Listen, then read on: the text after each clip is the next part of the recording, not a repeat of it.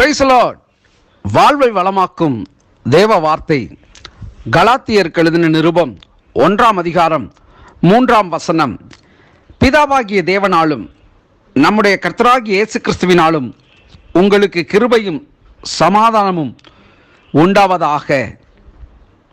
இந்த நாளிலே இந்த வேத வசனத்திலே முக்கிய கருத்தாக காணப்படுகிறது கிருபை.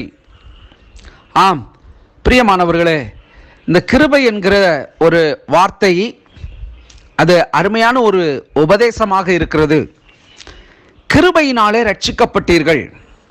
ஆம், தேவனுடைய கிருபை இல்லை என்று சொன்னால் இந்த விலையேற பெற்ற ரட்சிப்பு நமக்கு உண்டாயிராமல் அது முழுவதும் யூதர்களுக்கு மாத்திரமே கிடைத்திருக்கும்.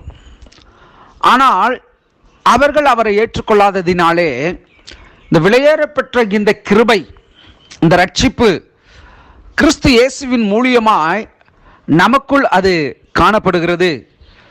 இந்த நாளிலே இந்த வார்த்தையை நீங்கள் சில அதிகாரங்களிலே படிக்கிற பொழுது கர்த்தராகிய இயேசு கிறிஸ்துவினுடைய கிருபையும் சமாதானம் உங்கள் அனைவரோடும் கூட இருப்பதாக என்று சொல்லி நிறைவு ஆசீர்வாதத்தில் இப்படிப்பட்ட வார்த்தைகளை நாமும் கேட்டிருப்போம். வேதாகமத்தில் அதிகமாக இந்த வார்த்தைகளை பார்த்திருப்போம்.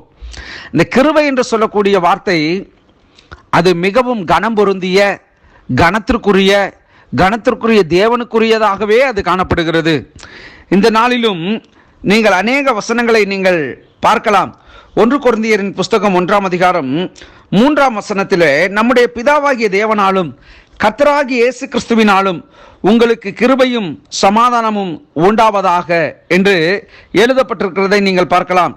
இன்னும் 2 கொரிந்தியர் 13:14 இப்படியாய் சொல்லப்பட்டிருக்கிறது, கர்த்தராகிய இயேசு கிறிஸ்துவினுடைய கிருபையும் தேவனுடைய அன்பும் பரிசுத்த ஆவியினுடைய ஐக்கியமும் உங்கள் அனைவரோடும் கூட இருப்பதாக என்று சொல்லப்பட்டிருக்கிற வார்த்தைகளை நாம் பார்க்க முடியும். பிரியமானவர்களே, இந்த ஆசீர்வாதமான வார்த்தைகளை தேவனுடைய பிள்ளைகளாகிய நாம் சுதந்தரித்துக் கொள்ளும்படிக்கு அப்போஸ்தலனாகிய பவுல் தன்னுடைய நிருபங்களிலே அதிகமாக இவைகளை வலியுறுத்துகிறார். இந்த நாளிலே தங்களுடைய வாழ்விலே இழக்கப்பட்ட, இழந்து போன சகல ஆசீர்வாதத்தின் ஊற்றுக்கண்களை கர்த்தர் மறுபடியும் உங்கள் வாழ்க்கையிலே அவர் திறக்கிறதற்கு போதுமானவராயிருக்கிறார்.